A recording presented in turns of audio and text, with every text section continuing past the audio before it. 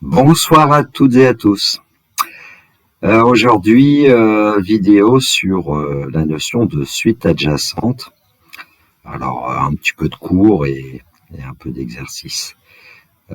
Cette notion de suite adjacente était encore dans l'ancien programme de terminale en France métropolitaine, notamment dans les années 2010. Dans le descriptif de la vidéo, vous aurez 2 polycopiés en format PDF et puis un lien vers mon blog que j'essaye d'alimenter au fur et à mesure du temps dès que j'ai un petit peu de temps. Définition. Les suites AN et BN sont adjacentes si AN est croissante, BN est décroissante et puis BN moins AN convergent vers 0. Un petit exemple, on va prendre pour tout entier n supérieur égal à 1, AN égale 1 moins 0,5 à la puissance n, BN égale 1 plus 0,5 à la puissance n. Alors comme 0,5 est strictement compris entre 0 et 1, on sait que la suite 0,5 puissance n, qui est une suite géométrique, est strictement décroissante. Par conséquent, la suite AN, elle est croissante, puisque moins 0,5 à la puissance n est croissante, on ajoute 1, et puis la suite BN est décroissante. Puisqu'à 0,5 puissance n, on ajoute 1 pour obtenir BN. Alors pour tout entier n supérieur égal à 1, on va calculer BN moins AN, et on va trouver assez rapidement que c'est 2 fois 0,5 à la puissance n. Alors, comme 0,5 est strictement compris entre moins 1 et 1, la suite de terme général 0,5 puissance n a pour limite 0. Et donc, ça veut dire que si vous la doublez, cette suite, vous aurez aussi comme limite 0. Et donc, on peut dire que la suite Bn moins AN a pour limite 0. Donc, AN est croissante, Bn est décroissante, et la Bn moins AN converge vers 0. Donc, on peut dire que les suites AN et Bn sont adjacentes. Alors, un petit graphique, on va voir tout de suite ce qui se passe avec un script Python. Alors, un script Python, j'importe la bibliothèque Pylap, qui est une bibliothèque qui comporte un certain nombre de choses, et notamment les fonctions mathématiques, et puis la possibilité d'effectuer des graphiques. Alors, j'ai appelé la fonction terme, et puis n, ça va être le nombre de termes qu'on va faire apparaître. Alors en fait, ce que je me propose, c'est de calculer en fait au fur et à mesure les termes de la suite AN et de la suite BN, et puis d'effectuer une représentation graphique. Donc pour k variant de 1 à n, en fait, donc on va calculer petit a, c'est 1 moins 0,5 à la puissance k. Petit b, 1 plus 0,5 à la puissance k. Donc là, on va afficher un triplet avec k, petit a et petit b. Alors afficher, entre guillemets, il n'y a rien, ça veut dire c'est pour laisser une petite ligne entre les calculs, entre les triplets. Ici, on va représenter le point de coordonnées k, avec une petite bille bleue. Ici, le point de coordonnées KB avec une petite bille rouge. Et puis, on va représenter en fait le segment qui va rejoindre les points de coordonnées KAK et KBK. Alors, voilà comment on procède avec Python. Alors, on va les colorier en vert. Ici, c'est l'épaisseur. Pour une épaisseur de 3 qui est suffisamment grande. Bon, là, j'ai réglé la fenêtre, mais la fenêtre, en général, on ne la règle qu'une fois qu'on a déjà testé le script pour voir un peu ce qui se passe, pour avoir une fenêtre à peu près correcte. Grid, c'est pour avoir la grille du repère. Show, c'est pour montrer le repère et ainsi voir le nuage de points. Bon, un return qui ne sert pas à grand-chose ici. Et puis, terme de set. Alors ici, on met pas un print parce que on a déjà mis un print à l'intérieur du script. Alors, ça serait bien de voir la construction au fur et à mesure du temps, donc je vais mettre une petite pause. Voilà, j'ai ajouté une pause, alors je crois que c'est une seconde. Il n'y a que 7 termes a priori. Allons-y. Exécutons.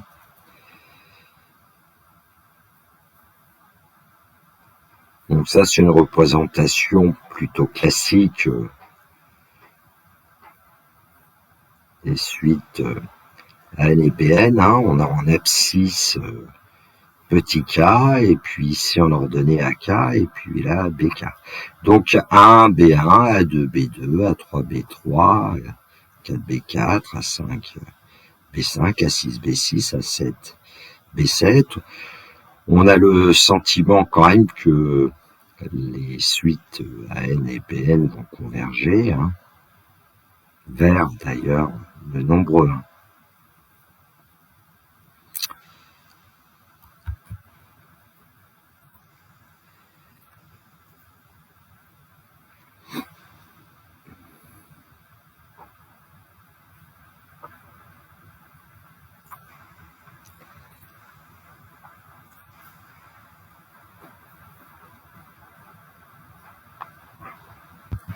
Donc dans la console, on va obtenir au fur et à mesure les termes de la suite. Donc A1 c'est 0,5 et bien 1,5. Ensuite A2 0,75, B2 1,25. Et puis quand on regarde les termes de rang 7, on obtient pour A7 environ 0,992 et puis pour B7 environ 1,008. Alors on peut évidemment tester avec un petit peu plus de termes, on va voir, je vais en mettre 20, j'espère que ça va aller. Hop, exécutons. Donc environ 20 secondes.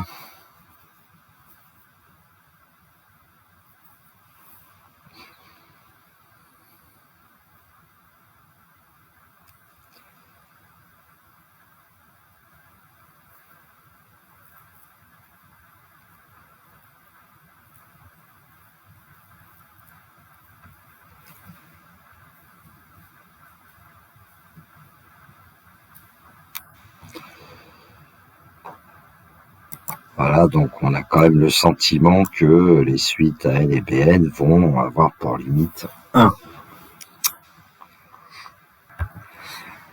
Donc le graphique ici, je n'ai pris que des valeurs de K comprises entre 1 et 6.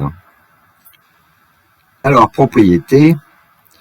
Si les suites AN et BN sont adjacentes avec AN croissante et BN décroissante, alors on va pouvoir démontrer que pour tout n de grand N, AN est inférieur ou égal à BN. Ici, on considère que les suites AN et BN sont définies à partir du rang 0. De toute façon, on peut toujours s'arranger pour définir une suite à partir du rang 0. Il suffit de faire un petit changement de variable sur petit n par exemple. Alors c'est le sentiment qu'on avait quand même avec le graphique, hein, que les billes bleues sont toujours en dessous des billes rouges, quoi. C'est un peu l'idée, hein, au fur et à mesure. Alors une façon de le démontrer, la suite BN, on sait qu'elle est décroissante, donc la suite moins BN, elle est croissante. Donc les deux suites AN et moins BN sont croissantes, donc la suite AN moins BN est croissante. Alors comme la suite AN moins BN est croissante et de limite 0, puisque BN moins AN converge vers 0, son opposé aussi, on sait que à ce moment-là, on peut affirmer que la suite AN moins BN est majorée par sa limite. C'est un théorème de terminale, et en fait, on peut même démontrer que sa limite, c'est le plus petit des majorants. Mais ça, vous ne l'avez pas forcément vu en terminale. Et donc, une suite qui est majorée par 0, ça nous permet de dire que tous les termes de la suite sont inférieurs ou égaux à 0. Donc, pour tout n de grand N, AN moins BN est inférieur ou égal à 0. Ce qui fait que pour tout n de grand N, AN va être inférieur ou égal à BN.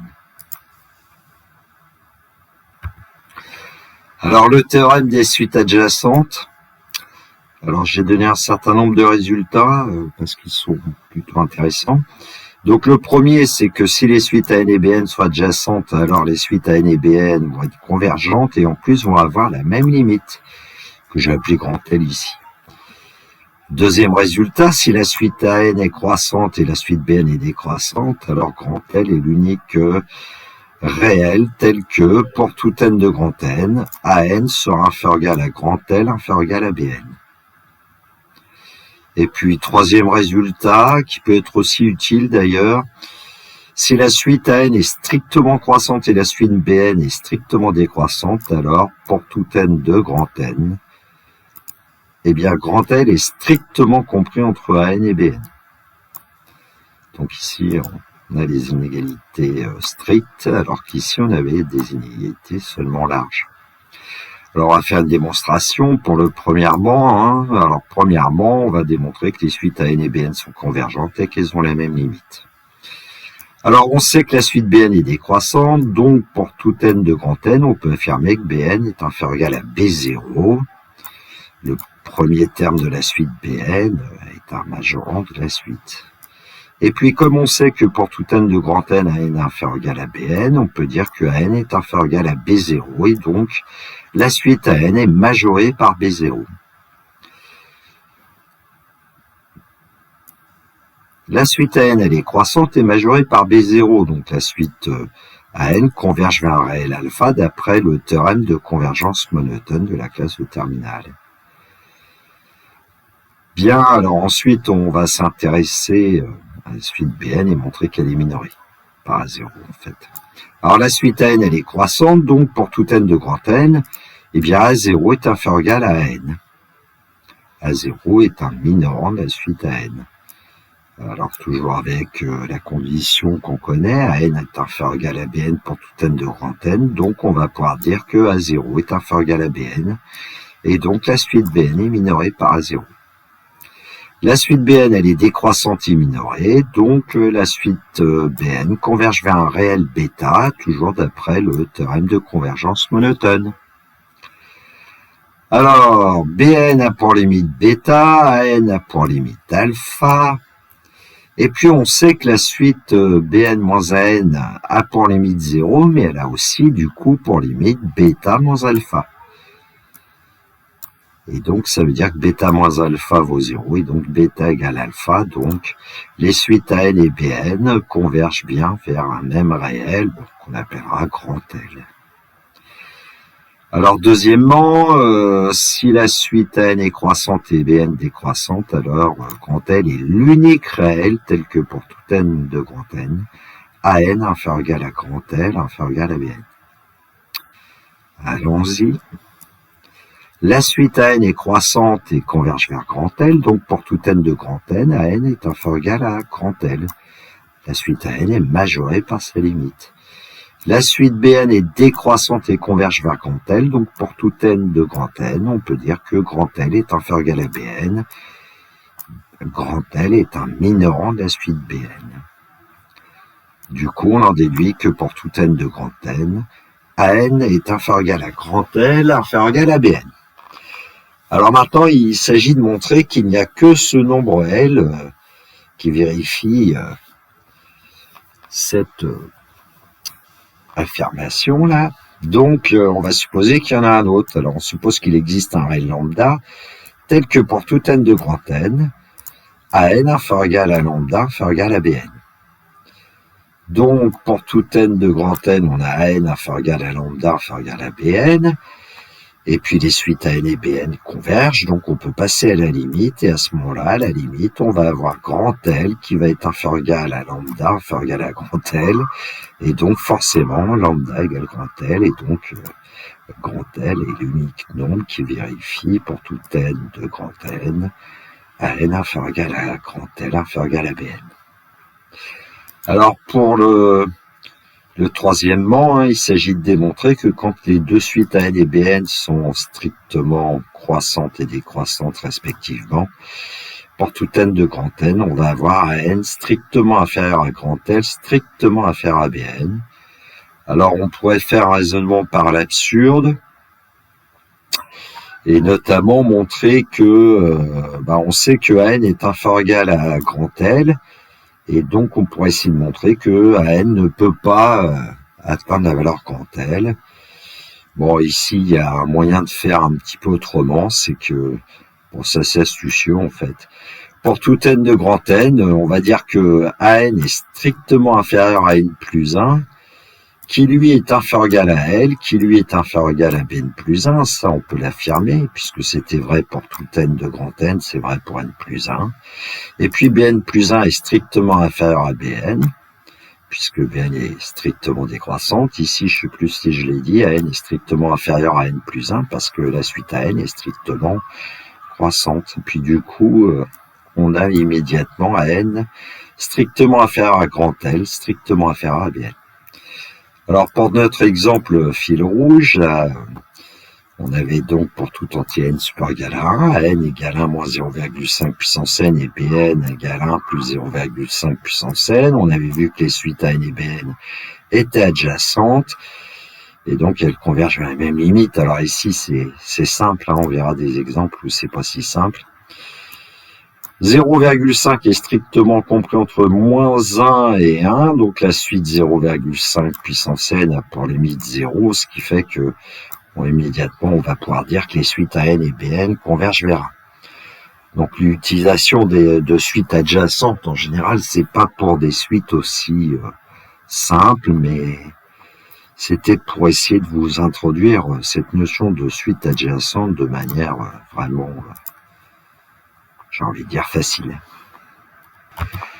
Alors un premier exercice, même chose, on va voir que les choses sont assez simples.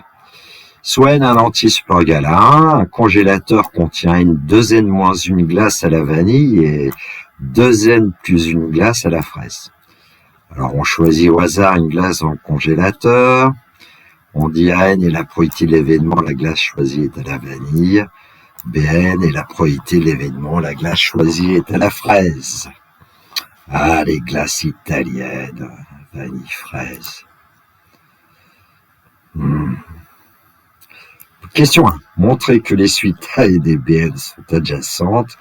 Et puis question 2. Déterminer la limite des suites AN et BN.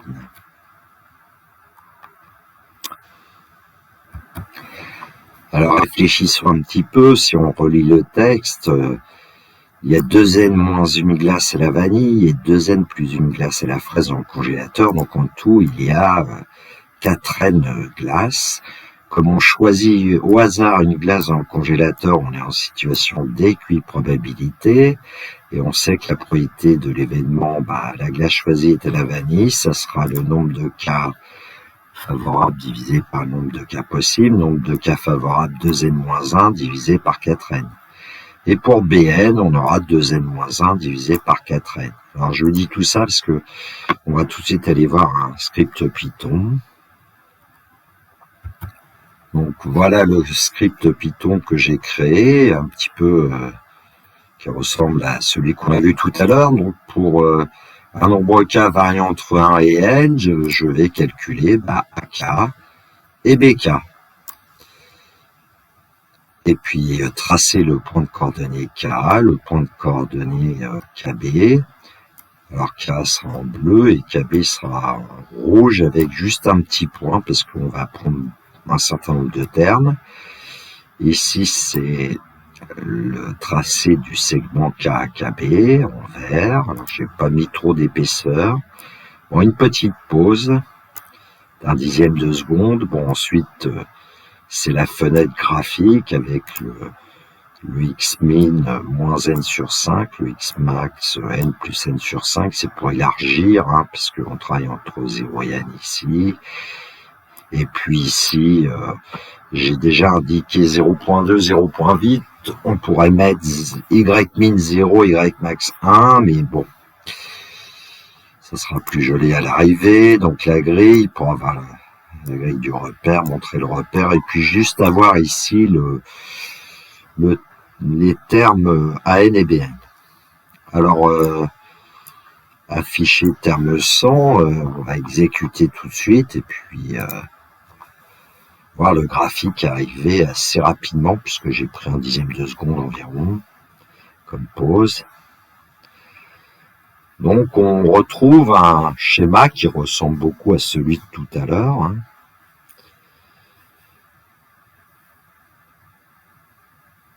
On va s'arrêter à 100.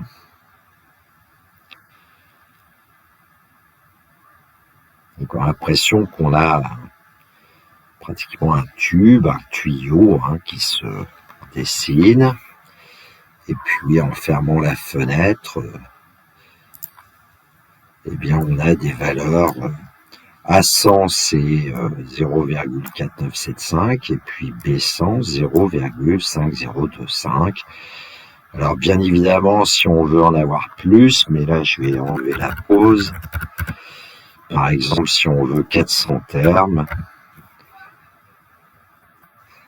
Bon, la suite n'a pas l'air de converger très rapidement, alors que tout à l'heure elle convergeait plutôt rapidement. Donc voilà le dessin qu'on obtient pour 400 et puis voilà, A400 c'est environ 0,499 et puis B400 c'est environ 0, allez on va dire 5006. Donc on se rapproche de 0,5, je pense que c'est pas si étonnant que ça. Correction, donc question 1, montrer que les suites AN et BN sont adjacentes. Alors je vais pas insister sur le calcul de AN et de BN. AN, j'ai considéré que c'est 2n-1 divisé par 4n, un nombre de cas favorables sur le nombre de cas possibles, et j'ai découpé la fraction en deux. C'est-à-dire que AN, c'est 2n sur 4n, c'est-à-dire 1 demi, moins 1 sur 4n. Alors évidemment, on pourrait dire beaucoup de choses sur la suite AN. Hein. Bon, en tout cas, on va déjà commencer par étudier ces variations, ainsi de suite. Alors voilà comment j'ai procédé.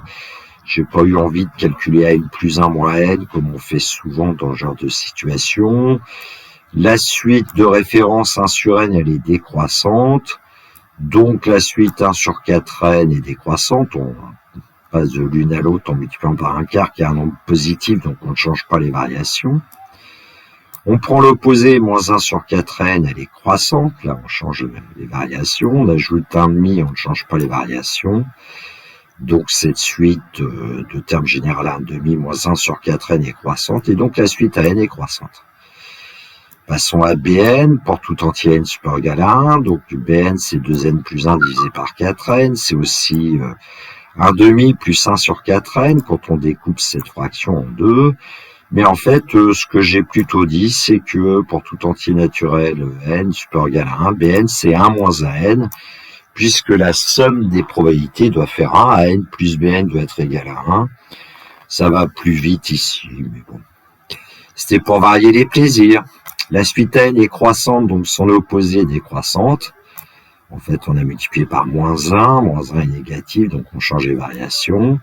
Donc la suite 1 moins 1n est aussi décroissante, quand on ajoute 1, on ne change pas les variations, et donc la suite Bn est décroissante. Bon, il nous reste à aller regarder Bn moins 1n, qu'on calcule. Alors le calcul est plus simple, évidemment, avec quand j'ai découpé les deux fractions. Et donc, en fait, Bn moins 1n, ça nous donne 1 divisé par 2n. Alors, la suite 1 sur n, on sait qu'elle a pour limite 0. Multiplié par 1,5, donc la suite 1 sur 2n a pour limite 0. Donc, la suite Bn moins 1n a pour limite 0. On en déduit évidemment que les suites à n et Bn sont adjacentes. Et puis, deuxièmement, étudier la convergence des suites à n et Bn. Alors, d'après le cours, on sait qu'elles convergent vers la même limite. Alors ici, on va la trouver facilement, puisque on avait AN égale 1 demi moins 1 sur 4n et Bn 1 demi plus 1 sur 4n. Alors, la suite 1 sur 4n a pour limite 0, hein, puisque la suite 1 sur n a pour limite 0. Et donc, on en déduit immédiatement que les suites AN et Bn ont pour limite 1 demi. Voilà, on a réussi à finir la glace italienne. Ah, qu'est-ce qu'on en mangeait avec mon fiston quand on allait en vacances.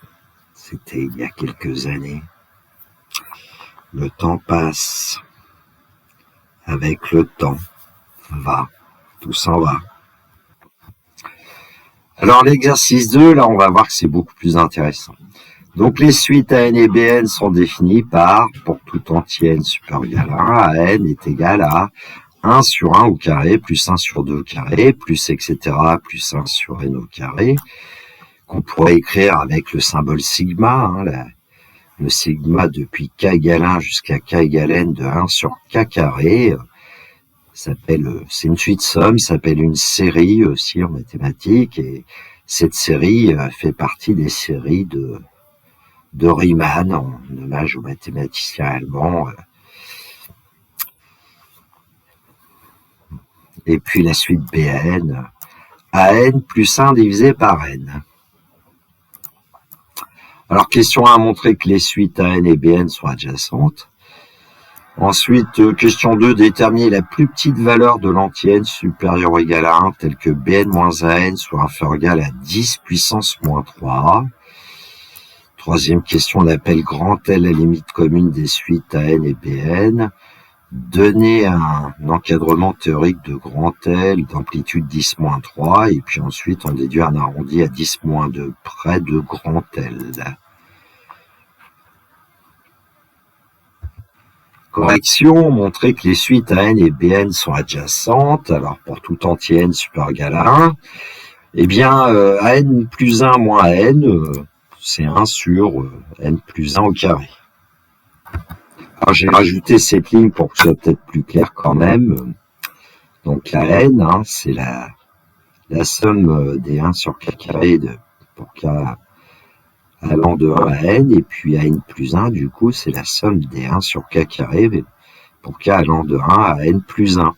Donc on a ajouté un terme, donc la différence des deux, c'est 1 sur n plus 1 au carré. Alors, il est à peu près clair que 1, c'est un nombre strictement positif, n plus 1 au carré aussi, donc n plus 1 moins n est strictement positif, donc la suite à n est strictement croissante. Passons à l'étude des variations de Bn. Alors ici, là je vais utiliser la méthode qui consiste à calculer Bn plus 1 moins Bn, et puis on va essayer de démontrer que ce nombre est négatif, ici. Alors, Bn plus 1, c'est n plus 1 plus 1 sur n plus 1. Et moins, Bn, c'est n plus 1 sur n, donc moins n plus 1 sur n. Bon, là, je me suis contenté d'enlever les parenthèses, n plus 1 moins n, plus 1 sur n plus 1 moins 1 sur n. Alors, on sait que n plus 1 moins n, c'est 1 sur n plus 1 au carré, on l'a vu tout à l'heure. Et puis, on va mettre au même dénominateur ici 1 sur n plus 1 moins 1 sur n, le dénominateur commun c'est nn plus 1, ça donnera n moins, entre parenthèses, n plus 1, donc ça donne moins 1 sur nn plus 1. Si vous ne voyez pas, prenez une feuille, un crayon. Et puis ensuite, on va mettre à nouveau au même dénominateur. Alors, ici, on avait n plus 1 au carré, et puis ici, on a n plus 1, donc on va multiplier la deuxième fraction par n plus 1, et la première par n, et donc on va obtenir n moins n plus 1, donc on va obtenir en fait moins 1 sur n plus 1, le tout au carré. Alors, même chose, le passage est un peu rapide, faites-le au brouillon. Et donc, on va pouvoir dire que Bn plus 1 moins Bn est strictement négatif, puisque on a 1 sur n plus 1 au carré qui est strictement positif, et on en prend l'opposé. Donc, la suite Bn est strictement décroissante. Alors ensuite, pour tout entier n supérieur ou égal à 1, Bn moins 1n, c'est 1 sur n, puisqu'on savait que Bn, c'était an plus 1 sur n. La suite 1 sur n a pour limite 0, donc la suite Bn moins 1n a pour limite 0. Et donc on peut en déduire que les suites an et Bn sont adjacentes. Question 2, déterminer la plus petite valeur de l'entier naturel n supérieur ou égal à 1, tel que Bn moins an soit inférieur ou égal à 10 moins 3. Alors, qu'est-ce que ça veut dire que Bn moins an est inférieur ou égal à 10 puissance moins 3? Ici, on peut travailler par équivalence.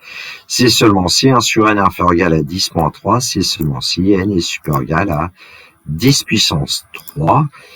Et donc, pour que la différence entre an et Bn soit plus petite que 0,001, il faut quand même aller chercher n supérieur égal à 1000. Donc la plus petite valeur lentille n supérieur égal à 1, telle que bn moins 1n inférieur égal à 10 moins 3 est n égale 1000. Bon, ça nous dit que les suites ne vont pas forcément converger très très vite. Bon, on appelle grand L la limite commune des suites AN et BN. On lui dit de donner un encadrement théorique de grand L d'amplitude 10-3, on déduit un arrondi à 10-2 près de grand L. On sait d'après le cours que pour tout entier n supérieur égal à 1, ici à n strictement inférieur à grand L, strictement inférieur à Bn, puisque AN et Bn sont strictement croissantes et décroissantes respectivement. Et donc, on a grand L qui est strictement compris entre A1000 et B1000. Alors, je dis à l'aide d'un programme, on va trouver les choses. On va aller voir ça avec un script Python. Le script Python que je vous propose, donc, on va définir une fonction. Alors ici, cette fonction que j'ai appelée terme va dépendre d'un pas que je vais appeler h, en fait, d'une amplitude. Et donc l'amplitude, nous on prendra 10 puissance moins 3 tout à l'heure, là j'ai 10 puissance moins 2, on va voir pourquoi.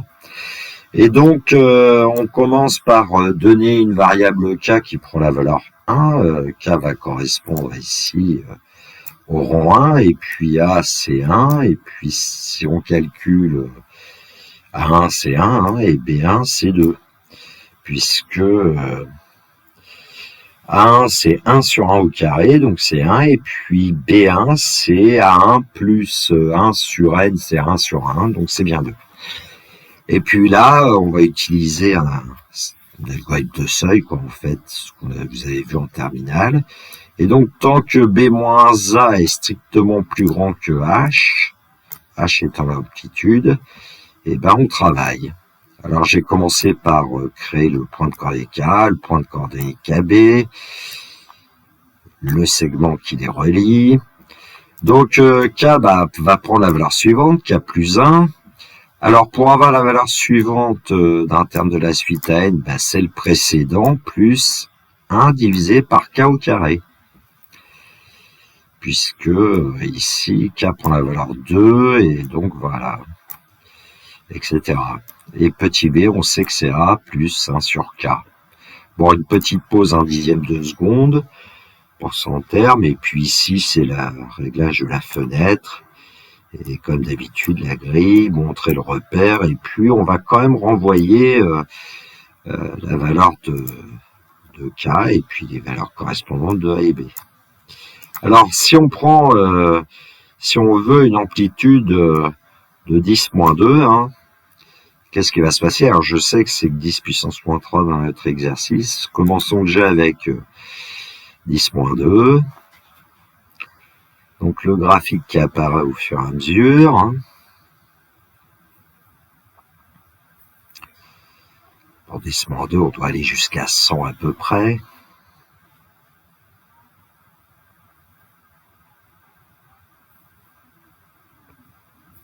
Ce qu'on avait fait tout à l'heure.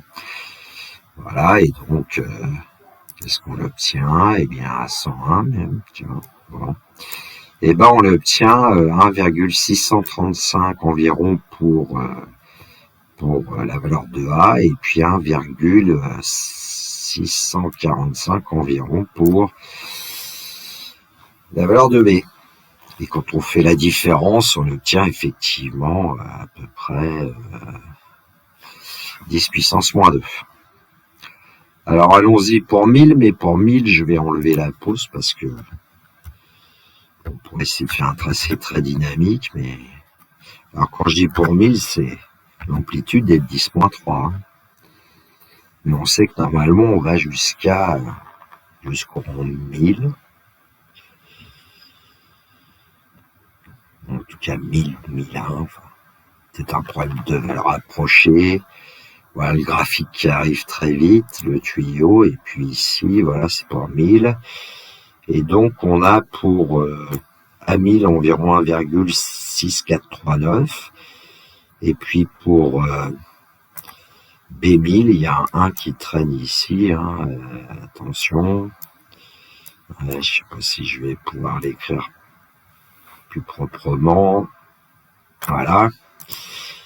Et donc, on a environ 1,6449. Hein. Voilà, alors comme on veut un encadrement de grand L à 10-2 près, bah, ça va être entre 1,64 et 1,65.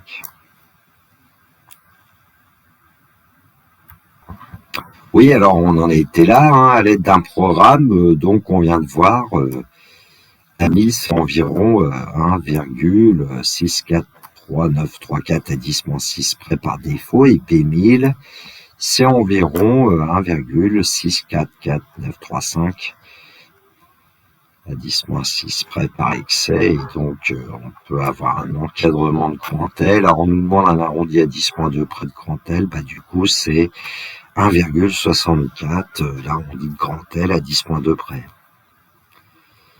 Voilà.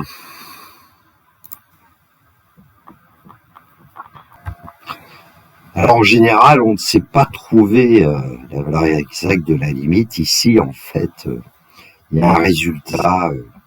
En fait, on peut démontrer que cette limite, c'est en fait pi au carré divisé par 6. Mais alors, c'est pas une masse à faire. Hein. Et donc, dans la console, je vous ai mis une valeur approchée de pi carré sur 6, qui est quand même assez proche de cette valeur-là qu'on avait de B1000. Bon.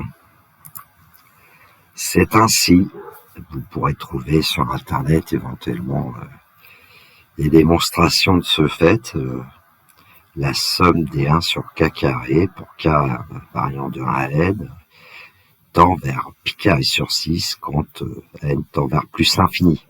Il y a plusieurs démonstrations possibles.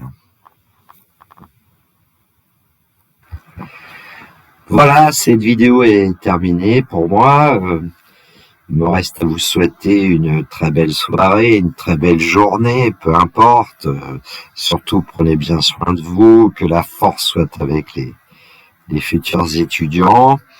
Si vous appréciez mon travail, un petit pouce levé m'encourage. Un pouce baissé me décourage. Si vous avez des commentaires, n'hésitez pas. Et puis, à bientôt. Il me reste à vous dire le classique au revoir.